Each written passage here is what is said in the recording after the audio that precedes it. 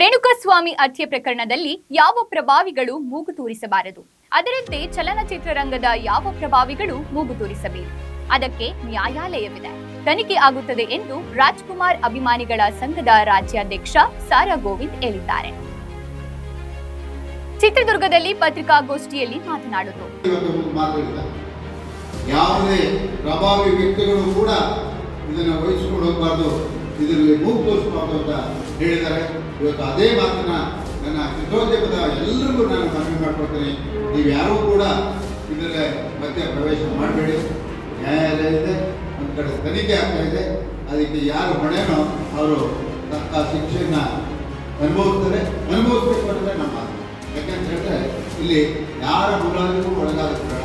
ನಾವೆಲ್ಲರೂ ಕೂಡ ಚಿತ್ರರಂಗದಲ್ಲಿ ಸುಮಾರು 40-75 ವರ್ಷದಿಂದ ಒಂದು ಇತಿಹಾಸ ಎಲ್ಲ ಹಿರಿಯರು ಅದನ್ನು ಕಟ್ಕೊಳ್ತಿದ್ದಾರೆ. ಇವತ್ತು ಯಾರು ಮಾಡಿದ ತಪ್ಪಿಗೆ ಎಲ್ಲರೂ ಹೊಣೆಯಾಗಲ್ಲ. ಹಾಗಾಗಿ ಮಾಧ್ಯಮದ ಮೆಚ್ಚುರಲ್ಲಿ ನಾನು ತಿಳ್ಕೊಳ್ತಿದ್ದೆ, ನಾವು ಯಾರೂ ಕೂಡ ಯಾರ ಪರವಾಗೂ ಕೂಡ ಬಂದಿಲ್ಲ.